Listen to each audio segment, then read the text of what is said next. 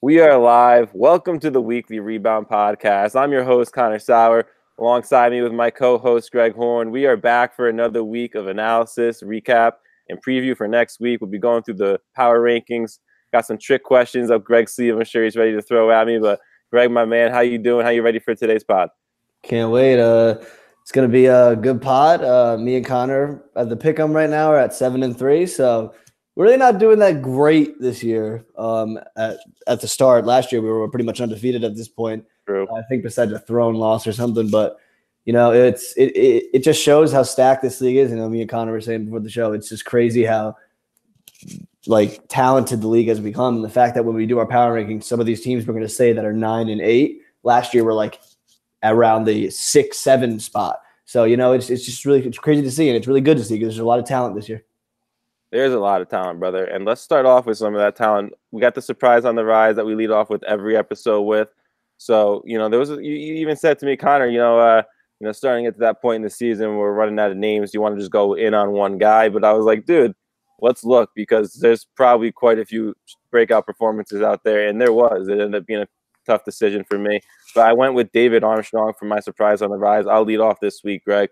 20 points, 10 of 15 from the field, 6 rebounds. This guy really ate out there on the glass. He was, what you even said when I picked this and we were talking about it before the show is that, he is truly one of the most efficient big men in the league, as he just does his job. He just literally just gets rebounds and puts up putbacks. That's why he shoots so good from the field, 10 for 15, 20 points. He gets fed on that low block in the post, and he's just really dominant out there. He really has good footwork. He has good size. He's mobile, so he can get up and down the court and get those transition buckets when he has to. He's a really good fit for this Chasers team, but unfortunately, his efforts weren't enough in their losing effort. But nonetheless, it was a good game for him, and I think he showed that he's a guy we got to keep our eye on for the rest of the season.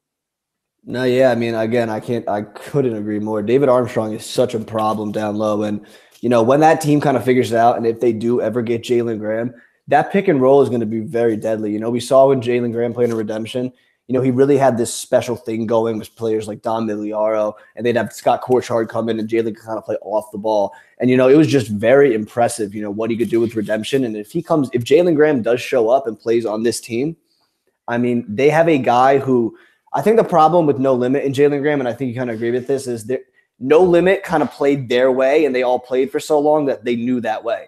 And then you introduce Jalen, and Jalen kind of didn't fit into that mold. I think he's more of a Carmine Santarelli type where he needs to be the guy. Granted, Carmine last year took a complete backseat, and, he kind of did the Dwayne Wade type thing when he was like, you know what, I'm going to score less, I'm just going to pass more. But we saw him come up with pivotal buckets in the finals.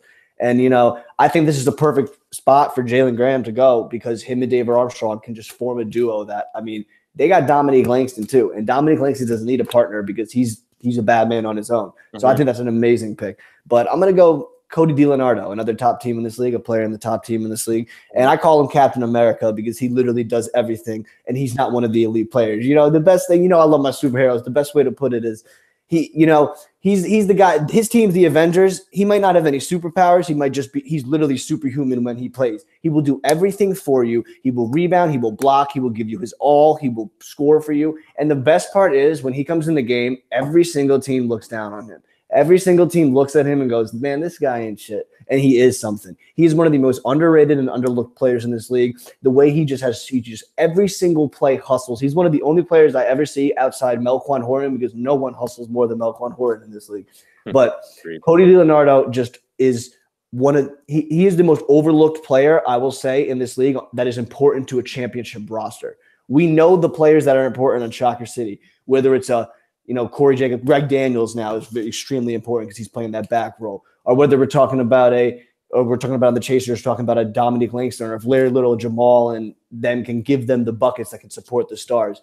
But for Cody, he just comes in and he gives you, like last game, 10, 8, 2, 2. He's all over the stat sheet. He stuffs it. He doesn't take dumb fouls. He doesn't make dumb passes. He doesn't take dumb shots. His teammates love him. And that is why Run TMC is going to make a long run in this league, because they just have players on their team that fit in so well, just like Cody DiLeonardo. Mm-hmm. Dude, I really couldn't have said it better myself. He's like the guts of that team. He's got like the Matthew Dellavedova role on those Cavs teams in the past, where he's just off the bench, scrappy minutes, diving for loose balls, playing elite defense on the perimeter and inside. And he's one of those kids that I don't ever see him lack in production, even against some of the bigger teams in the league. It surprises me because he gets so much of his work done down there on the block where, he's running up and down in transition and getting matched up with big men at the rim, and he just finds ways to score. He's somehow really crafty down there. And I think Joey said, like, you said his teammates love him, and me, you, and Joey were talking after Legacy Leagues one night. He even made comments. He said how he just loves the way Cody plays and how he feels like Cody doesn't even need that many minutes. He just comes out there and gives you what he gets in very limited production and doesn't give you any complaints. He's a great teammate on the bench. He's always I don't remember what Eric Singleton said in the interview? For his teammates. What did he say? Oh, yeah, that was his favorite teammate of all time, right? Yep. So there you go.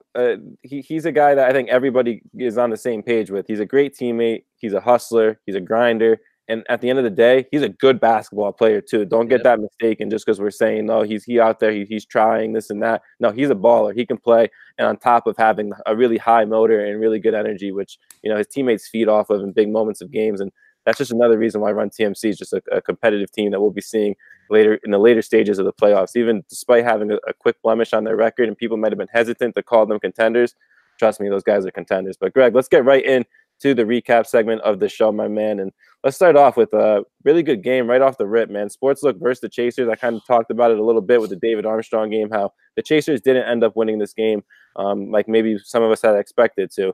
Sportslook took this game 58-49. And it was just the Dan Kokoros and Jeff Norco show, Greg. Dan Kokoros is coming off multiple weeks now where he's just balling. 20 points, 6 boards, 2 steals, and a block. Led his team in points and rebounds. Tied in the lead with rebounds. But this guy, Jeff Norco, who just continues to grind it out as well, man. 16 points, 6 boards, and 3 steals. Dude, these guys are killing it right now. Just took down a defending champion in the Chasers who was champion 2 seasons ago and hadn't made their return till this year. So this is their first loss in a while. So what's it like for this win right now for Sportslook, Greg? Sportslook, man, they're trending upwards and they're coming. I mean, we how much last year did we say this team just needs to have like 7-6 people there? They had 4 dudes at every game, and you can't play in this league, especially this year, if you don't have bodies. It's too athletic. You're telling me if you're going to be playing the rim breakers and you're going to be able to stick with Pooch and McLeese and Bronson for 4 quarters if you have 4 bodies? I can't think of a team. Even Gentlemen's Club will absolutely give you a run for your money if you have 4 bodies because they will run you up and down the court. Mm-hmm. And I mean, it's Sportslook is bringing talent, and they have talent. And they also have this guy by the name of Jeff Norco, who arguably is the MVP at this point of the season. Well, for one, he's only started 1 game. So he could be the 6th man of the year at this point.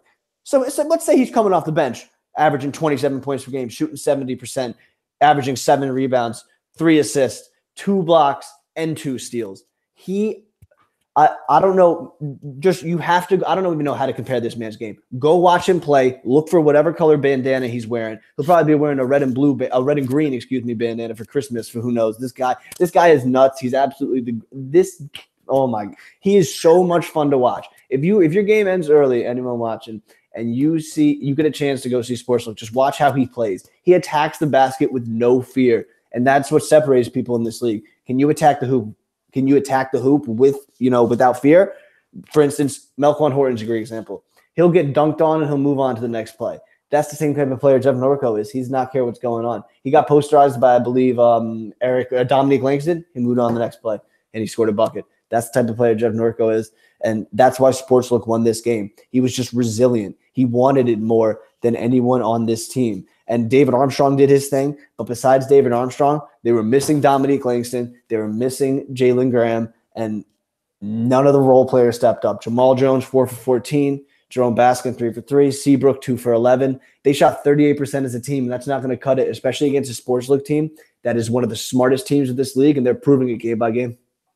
So to me, it sounds like the Sportslook team, it was a close game, so I'm sure the Chasers were having their moments where they were getting buckets, and it sounds to me like they had short-term memory and just continued to push on. They didn't let any of those runs get to them. They were resilient throughout the game. and they won. And I didn't get to watch this game. That's why I'm going to pose this to you as more of a question, Greg, because I talked to one of the interns after. And he said, "Man, this Chasers team, I've never seen a team complain about more fouls in a game in my life." That to me sounds like the Chasers are probably not even running down the court to defend on some plays. They're probably, I can just imagine they're sitting down there complaining with the refs, or maybe in between plays where they're just bickering, and that really just affects the chemistry of the game. Did you see some dynamic of teamwork going on there that really impacted the way this game rolled out? The best way I could put it is I remember when the Chasers won the championship. I remember the finals year. I remember the great group of interns we had. It was obviously we were there, and I'll never forget when it was again in the finals. And they were, I forgot, they were playing No Limit. Oh no, when they were playing the Blue Devils, excuse me. And it was a great game. And the Chasers, I remember, I don't remember, maybe it was the Blue Devils. It was a playoff game, and I remember it was a close game. It was late. And I remember something happened, and a few of their players who are on the team now were yelling at the refs. And I remember, I remember Didi looking at them, being like, "Yo, calm down. It's not a big problem. Let's just move on." And I just don't think they have that right now. I think they're just focusing too much on look. Refs suck. We all know refs suck. Do I give the Chasers credit? Look, they get officiated differently. The rim breakers get officiated differently. Like players that are bigger like that, the refs don't know how to really ref in an 8.5 foot league because you guys got to understand that it's different for them because you guys are so big. Essentially, every play is a foul. Every time you're attacking the rim, a lot of the time it's a foul. So they do mess up, but they try to make it as fair as possible. But you can't say it's about the refs when you shoot 38% and 26% from three. If you're going to shoot like that, then you have to play phenomenal defense. And I understand there's a lot of fouls, and I get it that the refs sometimes can blow games. But you can defeat that by just playing smart basketball, not turning the ball over, and taking smart shots. And the Chasers, unfortunately, in my opinion, just didn't do that. So the refs, for me, I completely agree with him. Sure, the Chasers did complain, but I will say this in defense of the Chasers, every single team in this league complains to the refs. There's not one team that does not bitch to the refs in this league. But overall, again, I think it was just a case of the Chasers missing this opportunity and missing their shots and giving us a chance to prove to us and the interns, hey, we're a threat. Even without our two best players. Yeah, for sure. It was basically a statement game in that sense. But, ultimately just a surprising one that, kind of unpredictable in the sense that I did not see Sportsbook taking this game that handily. If they were going to win this game, I figured it would have been like, a one possession game, but 9 points, that's almost double digits. So just a really impressive game. We'll see how both these teams fare going forward, Greg, with the next game.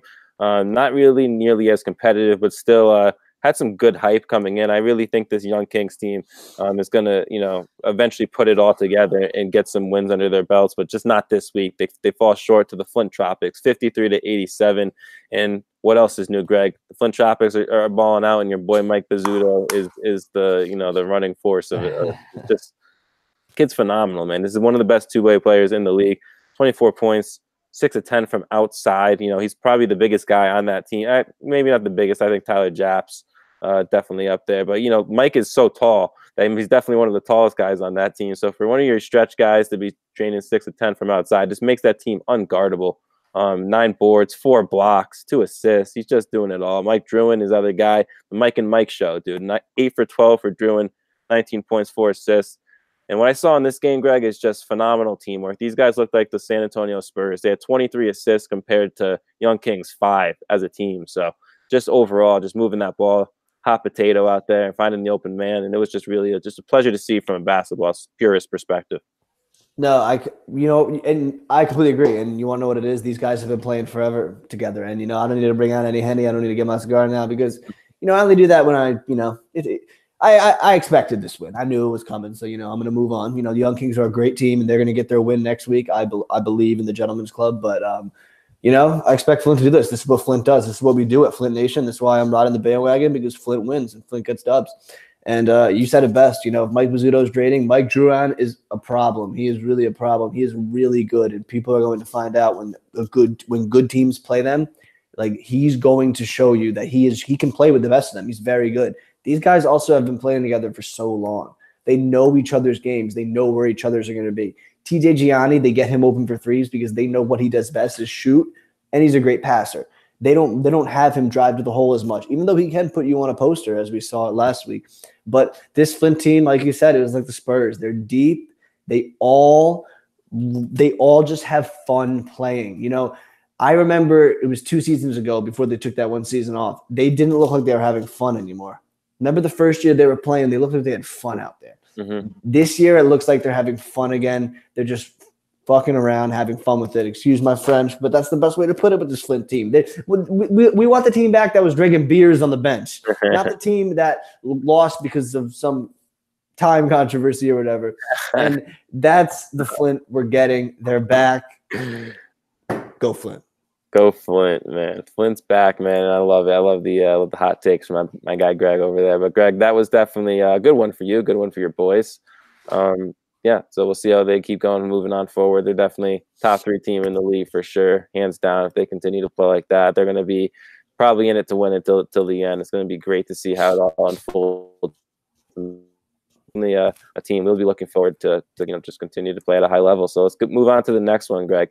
2 other teams playing at a high level: the Rim Breakers and Run TMC. This was a heavyweight matchup. Let's just say it, man. This was 2 of the best teams in the league.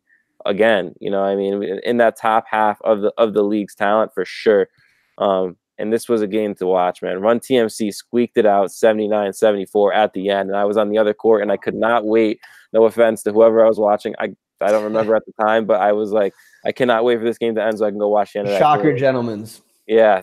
Oh, yeah. So there you go. That was not anything to keep my eyes on much longer. That was a sight for sore eyes, to say the least. But this game right here was great. It was phenomenal. And then especially in the closing minutes, just, back-to-back buckets from team to team, exchanging blows right there, basically like in the middle of the ring, like in a primetime boxing fight. That's what it felt like. So, like I said, man, Run TMC squeaks it out 79-74, and it was the Reggie Stewart show.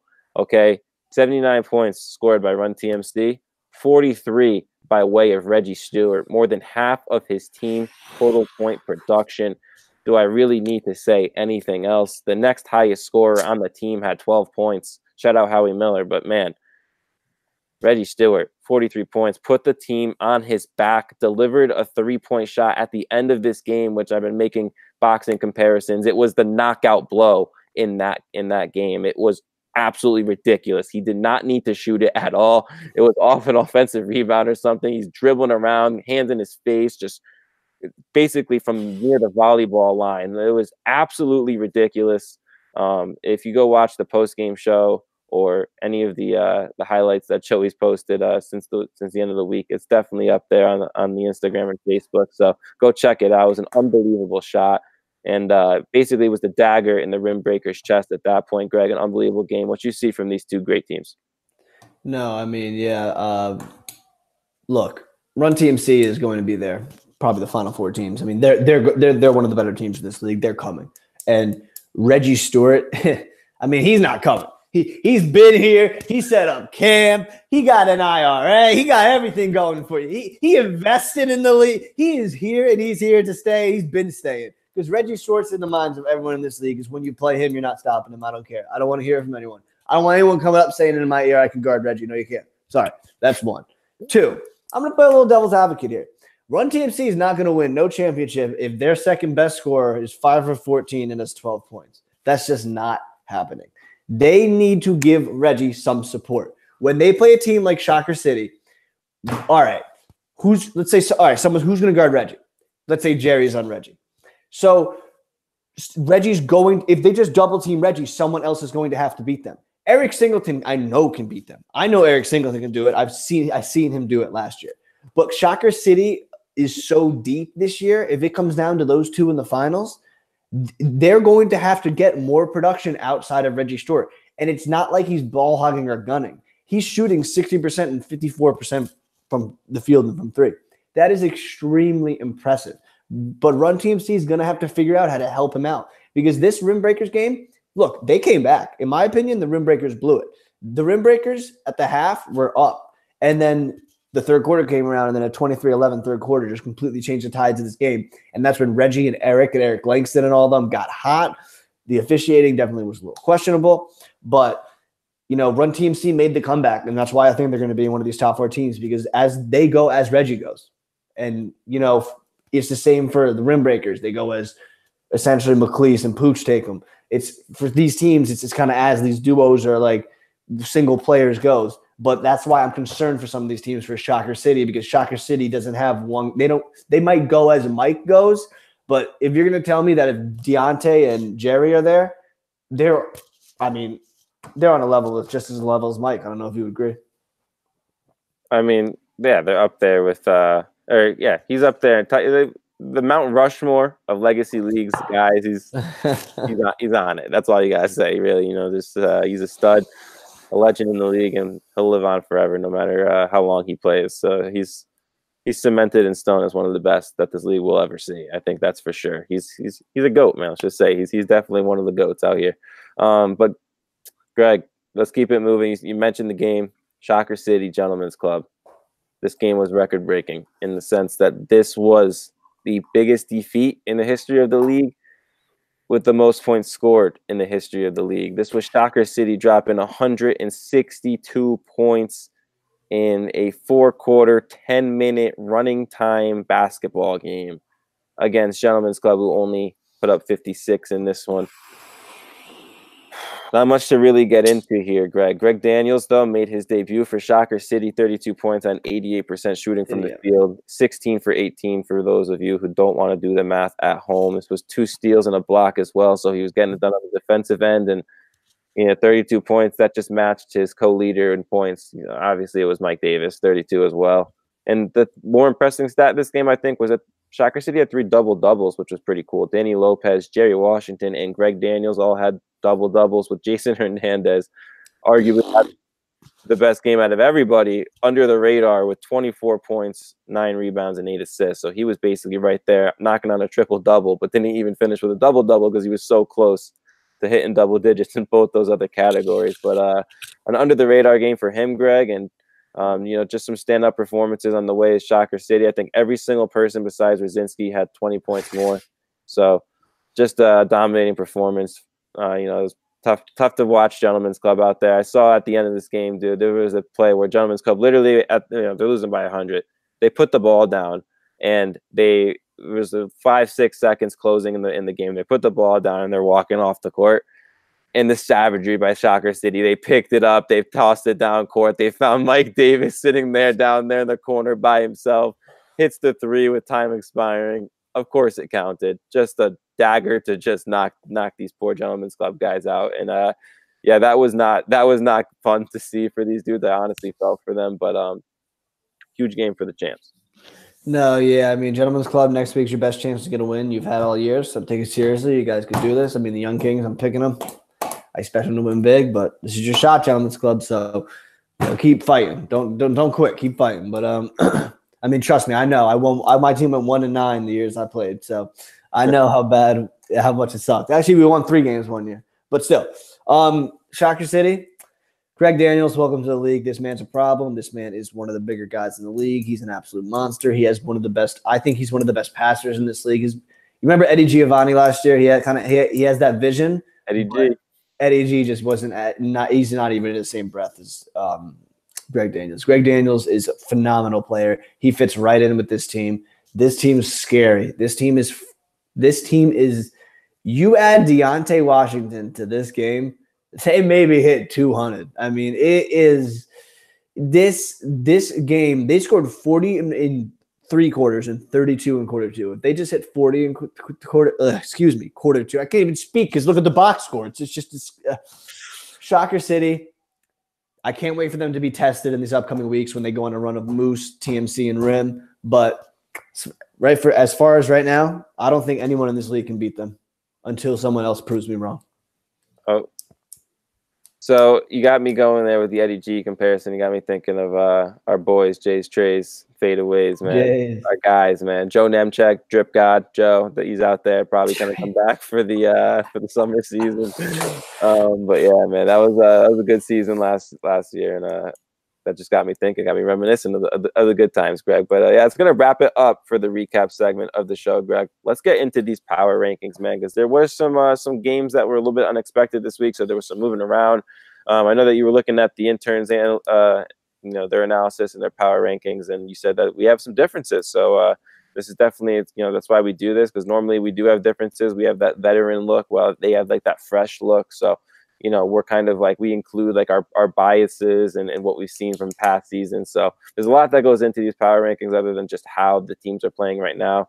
But with that being said, Greg, let's get right into it. Let's start out with our top five, or our bottom five. Let's do our first five, then we'll save the top five for the second part. But Greg, I want you to start off with your 10 through 6.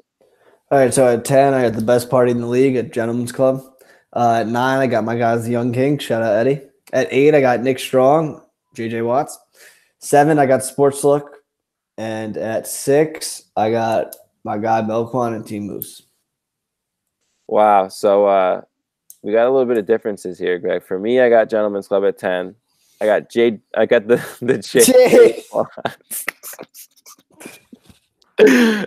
Eddie G. I got Nick Strong at 9. I got the Chasers at 8. I got the Young Kings at 7. You got me tying over here. Give some analysis to why you got some of these teams ranked where they are. Why do you got Chasers at 8? Yeah. 8? Dude, I dropped them down, Greg. Why is that crazy to you? 8? Dominic Langston would eat these fools. Name one player on Sports Look, Nick Strong, Young Kings, Gentlemen's Clubs that could guard Dominic Langston. Listen, I'm being hard on the Chasers. I'm out. Out. All right, wait, what's the other difference? We got Team Moose. I got Team Moose ranked in my top 5. You had them at number 6. Yeah, but I'm just the OG Moose hater. I'm their villain. I'm the OG Moose hater. All right, but I can't like Flint and love Moose. Kind of one of those. It's like being a Giants fan and liking the Cowboys. It just doesn't happen. You know what I mean? I got the Young Kings above the Chasers. I think that with Cash, I think that he'll be able to body up on the bigs, and they can shoot with Eddie. They can shoot with Destin. They can, I think they have better shooters, better scoring options altogether than Chasers. So I have them ahead of them. Sports Look has been balling, so I mean, don't even be hating on me for having them ahead of them. And then after that, it's like Team Moose, Rim, TMC, Flint, Shocker. Like these guys, I just gave away the rest of my rankings. So that's that. You can go next with yours. But yeah, this is basically, I think that at this point in the season, based on how they've played so far, we said that we include recency biases, or maybe they'll be hating, saying, "Hey, we're champs. Like, why aren't we higher?" They lost the Washington brothers, which they had a really good role players around those guys. Don't get me wrong, but that was the core of their team. Yep. You can't replace the core of your team. And one season and not make big different acquisitions, big acquisitions from put an APB out for Jalen Graham. Yeah, if he shows up, Greg, he'll be something. Yeah, I mean, I can't argue with that. I trust Dominic Langston. I think he's big time, and I think if he was there, they win that game. Facts. So if he's there, if Jalen's there, different team. Different rankings. Yeah. That's what I'll say about that. So give me your top 5 though, Greg, because I already gave off mine. It was Moose, Rim, TMC, Flint, Shocker. All right, I got at 5. I got my guys, the Chasers. I guess I'm on the bandwagon of the Chasers. How much time flies? Because I was only 2 seasons ago that Larry was calling us my guys because because I didn't pick him. But I got Chasers 5, Rim Breakers at 4, Run TMC 3. The greatest team ever, Flint 2, and then Shocker 1. Yeah, I mean, the Flint Tropics, man, skyrocketing and just staying up there now into these top. You think they're locked in for the top 2 until they lose a game, and Shocker doesn't, flatten out everybody like maybe I expect them to. They run into some trouble. Maybe Flint gets that top spot, but which team do you think in the top 5 is for you most likely to drop down into the bottom half? For me, my top 5, the Chasers. It's a completely easy one. The Chasers. If they lose again next week, it's going to be hard for me to justify them being in the top 5. Yeah, I agree. So obviously I had them down there. I went a little early. I jumped the gun on dropping them. Greg's being a little hesitant, but yeah, that's going to wrap it up for the power rankings. So definitely some interesting movement, some good discussions there. We'll see how the chips fall throughout the rest of the season, but definitely some interesting takes. Obviously, we had different perspectives with the way we took it, but yeah, I'm being hard on the Chasers, man. Larry's my guy. I love Larry. I love those guys, but dude, they gotta play better if they want to move up in these rankings. And Agreed. I feel like a lot of these teams also play better when we bust their balls and we give them some crap on the pod or some of the power rankings. Then they come out with the chip on the shoulder and the ball. So. Yeah, drop 30, Larry. Go drop 30 for us, Larry. All right, with the preview now, Greg, let's get into it, man. Next week's games, man. It's gonna be a good week. We're back to a full slate of games. Obviously, a couple teams had the week off this week due to holiday complications. We didn't want to give anybody forfeit losses. I remember, 4th of July a couple seasons ago, some teams couldn't show up and they just got losses for it. So this is cool for Joey to make some scheduling arrangements. So some of these teams are gonna have double headers at a later point in the year. So some teams didn't play this week. So if you guys noticed, the recap was a little bit shorter. But the preview next week is going to be just as back to normal. So let's get right into it, Greg. The Young Kings taking on Run TMC, the first game of the week, man. It's going to be a good one. I think that the Young Kings, like we always say this, they're right there knocking on the door for some wins. But again, I feel like this is going to be another week where they're like, shit, we're into another buzzsaw here in Run TMC. So I got TMC winning this game. Isn't that week 5, fool? No way. Isn't week 4 Young Kings Gentlemen's Club? In that case, I got Young Kings, and I'm assuming you do as well. No way. Oh man, I am on week 5. Hey, shout out Greg Horn. Greg, this is why maybe you should host. No. Greg Horn saving the day. So week 4, Young Kings Gentlemen's Club. So I picked the wrong opponent there. That was on me. Week 5 is Young Kings TMC. So different discussion now, though. Okay, that's a discussion for another day. That's going to be a good one here. But I'm glad that it's not TMC because the Young Kings needed one off, man. They really. Yep. I think this is going to be a good game for them to get on track. This is going to be a game where they can finally put the pieces together here. And I think that this will be a game where they get a win, Greg. So what do you think do you agree with that's going to happen with me? Absolutely. I think the Young Kings win. I think they win by about 20 plus. I think Gentlemen's Club put up a fight, but I think the Young Kings have too much talent. They'll just end up putting the game away late third. Next one, man. This is gonna be another good game, Greg. Team Moose Run TMC. They're the Team Moose hater. You're gonna continue hating on them. I think that this game can go either way, honestly, but I think TMC is gonna take this game. All right. So before I make my pick, I got a question for you. Reggie Stewart, clear front runner for MVP. Would you agree? 100%. So outside of Reggie Stewart, who would you say your MVP could be right now? It could be a few names. It could be one name. Man, that's tough, man. That is really tough. Jeff Norco? Jeff Norco would be in the conversation for sure. Mike Davis? Mike Davis is the other guy. See, but what's with Mike, though? Because his team's just like – and how valuable is he? Is he more offensive player of the year than MVP? Right. The argument against Mike is when you look at the reward for most valuable player, you have to break it down in terms of the fact that it's the most valuable player and not necessarily, to the worst team. You still have to be you have to be the most valuable player to a really good team. And don't get me wrong, they check off the box as a really good team. And he could be the best player on the team. He could be the most valuable player on that team overall. You know what I'm saying? Yeah. But at the end of the day, you take Mike off that team with the additions of Greg Daniels, Jerry Washington, this team is just as dangerous as they come. Terrell Vargas hasn't even showed up yet. If he shows up, that team's just no. They replaced him with Deontay. Oh, so Deontay was the official replacement. So there you go. It's going to be just interesting to see how this team just could. They have so many MVPs. Yeah. It's just like how do they balance all these guys? Mike is probably the MVP runner just because of how he plays every week, though. Maybe Mike Bizzuto too. Shout out Flint. Definitely shout out Flint. Mike Bizzuto is up there, but that's Melfon can make a late run too. I mean, he's always a threat. He gets stuff stat sheet. So who do you got for this game though? So for this game, I got TMC. I think it's going to be a close one, like a 76-73, 72-69, very close game. But I think in the end, Reggie Stewart will just shine through and come through in the clutch. And I expect Eric Singleton to have a huge game because I expect Melquan Horton to take the challenge of guarding Reggie. And I think Melquan will do a good job. And Reggie has no problem dishing his boy Eric. And I think Reggie will, and Eric will absolutely eat. Yeah, no, I agree. It's gonna be a feast, that game for those guys. It's gonna be a tough defensive game for Yep. Team Moose, but I expect the stars on TMC to carry the load offensively and try to put up some points, because Team Moose struggles if their defense falters a little bit. They need to be able to keep themselves in that game. They're like we probably made this comparison before, but like a team that relies on their defense and run game in football that's kind of like the way that Team Moose translates that type of play style into basketball. They really rely on their defense, low scoring, and just easy buckets. Just attacking in transition, and just moving up the floor. The next game, though, Greg, it's gonna be a pretty interesting game here. The JJ Watts taking on Shocker City. JJ, Nick Strong, man, the big boys at Nick Strong. Those guys are all jacked, man. It's crazy. They really are. I love watching those guys play. It's gonna be a physical one, taking on the defending champs. Greg, who do you have winning this game? It was pretty hard for me to pick against Shocker. you know who I.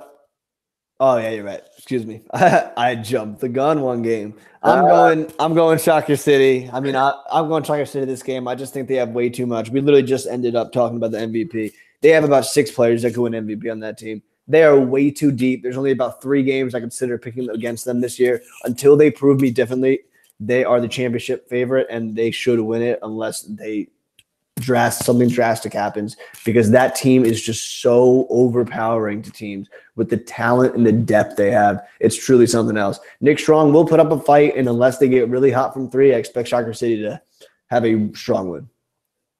Yeah, it's gonna be definitely an intriguing game to watch. I expect Nick Strong to put up a fight, like you said, but just too tough to go up against a team that's high powered as Shocker, especially if they show up with most of their bodies, which I expect them to do. So let's move it along to the next one, Greg. It's just continuing to be some good games here at the top. The next one, we got the Flint Tropics taking on Sports Look. This is 2 teams that are hot right now. So who do you have taking home the win with this one? I got, for me, the Flint Tropics. Oh, you know who I got, baby. Flint Nation every day. ELE. We coming for the throne. Sports Luck, I'm sorry. You're having a great season. Norco, you in the MVP discussion. I love your bandana. You're the guy. This team is balling. Zervos, Baccarello with his damn temper, but he's balling out. But Flint Nation, baby, we don't lose. Where's my Henny? Next week, I'm gotten. You know what? Next question. Oh my God. Next question. Next game, Greg. We're jumping guns all over the place, left and right here. The last one, baby. Let's finish it off on a good note here. The Chasers taking on the Rim Breakers. This is 2 teams. I feel like all these guys are they're pretty close. They know each other. They got some. It's gonna be a fun. It's gonna be some rivalries going on. Chirping. Some friendly rivalries, some chirping. So this is gonna be a scrappy game. I can't wait to see the Rim Breakers and Chasers battle it out. But I got the Rim Breakers taking home the dub. I'm just gonna continue to throw shade in the way of the Chasers. Hopefully, I want Larry to notice and come say something to me. So Larry, this is your chance. I hope Jalen and Dom show up and they smoke, but they won't. I got the Rim Breakers in this one. I think the Rim Breakers will be too much for the Chasers. I think the Chasers will put a fight up. I think this will be a much, much, much closer game than people think. Very low scoring, 61-58 around like there. And I think in the end, the Rim Breakers will just have enough. And I think Richard Bronson will eat. I think Richard Bronson's underrated. He's one of the better players. I think he's starting to find his groove a little. He's starting to figure it out because his team's always changing. But this Rim Breakers team, I just think this is the week they really make a statement. Yeah, this is like a statement game for them for sure. So that's going to wrap it up. Got some good games, and I can't wait for those to all go down, Greg. But before we officially close it out, do you have any final closing words? Anything you want to say about this week's games or next week's? No, nothing. I hope everyone has a happy holidays, of course. Yeah, happy holidays. I can't wait to get back to Legacy. Can't wait to see Chris score 3 points against the worst team in the league again. And it's unbelievable. I can't wait to see Gentlemen's Club with their first win, and I buy them that pizza. I'm excited for the new year, and I'm excited for Legacy League basketball. So will we be back officially? Can I say we'll see you next year? Does that work? Yeah. Okay, yeah. Cool. Yeah. So we'll see you guys next year. That cheesy expression everybody uses. But Yeah, that's gonna wrap it up here for another episode here. I called it the Winter 18 because it's 2018, but it's gonna be the Winter 19, so we can start calling it the Winter 19 Weekly Rebound Podcast. From your host Connor Sauer, co-host Greg Horn. Thank you to all the fans and players for always tuning in, like you guys always do. We really do appreciate all you guys' support, all you guys listens and follows. Be sure to drop a follow over there on the Twitter as well. Weekly Rebound.